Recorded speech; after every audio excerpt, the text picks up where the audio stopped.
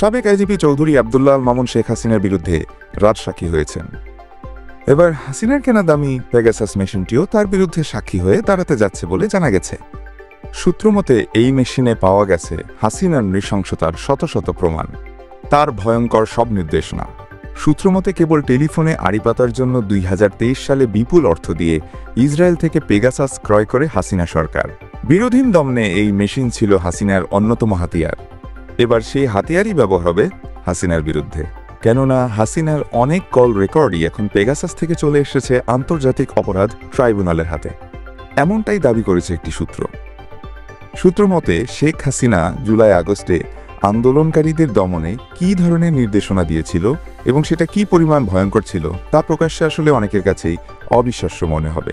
হাসিনার ভয়ঙ্কর রূপ এই সব কল রেকর্ডে সুরক্ষিত রয়েছে।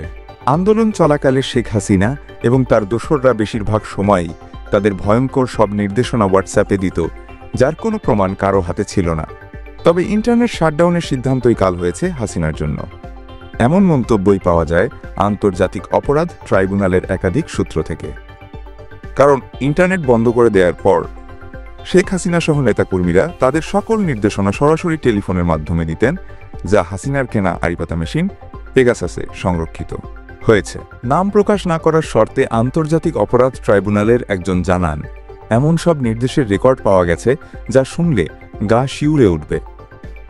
এমনকি পুলিশ কমিশনার, সেনাবাহিনীর উচ্চপদস্থ কর্মকর্তা, র্যাব কিংবা আওয়ামী লীগের নেতাদের শেখ হাসিনা আন্দোলনকারীদের পরিবারকে ধরে এনে গুম এবং হত্যার নির্দেশও দিয়েছিলেন।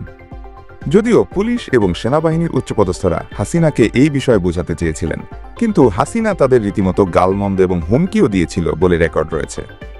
শেখ হাসিনার মুখ থেকে দেখামাত্র গুলি করার নির্দেশ দেওয়ার বিষয়টিও রেকর্ডে পাওয়া গেছে বলে জানা গেছে। 3রা আগস্ট শেখ হাসিনা তার অনেক আত্মীয় স্বজনকে সরাসরি ফোন করে বিদেশে চলে যেতে নির্দেশনা দেন, আর দলীয় নেতাদের মাঠে নেমে আন্দোলনকারীদের পিষে ফেলার নির্দেশনার রেকর্ড রয়েছে বলে জানা যায়। পেগাসাসের কাছে সংরক্ষিত অডিও রেকর্ডে আওয়ামী লীগের তৎকালীন সাধারণ সম্পাদক ওবায়দুল কাদেরকে ফোনে ছাত্রলীগকে দিয়ে আন্দোলনকারীদের বাসায় বাসায় গিয়ে তাদের হত্যার নির্দেশ দিয়েছিল বলে দাবি করে একটি সূত্র।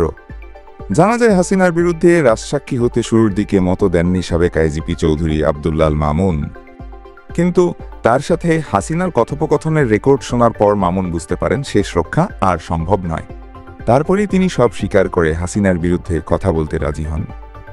এদিকে আন্তর্জাতিক অপরাধ ট্রাইব্যুনাল হাসিনার এসব কল রেকর্ড খুব শীঘ্রই বাংলাদেশের জনগণের কাছে প্রকাশ করতে পারে বলেও জানা গেছে, যদিও নানা ধরনের আইনি বিষয়গুলো এখনও খতিয়ে দেখা হচ্ছে। তাছাড়া হাসিনা সহ আওয়ামী লীগের দোসরদের বিচার কার্যে এই কল রেকর্ড কী ধরনের প্রভাব ফেলতে পারে সেটা বিবেচনা করে রেকর্ডগুলো জনসম্মুখে প্রকাশ করার বিষয়টি চূড়ান্ত করা হবে।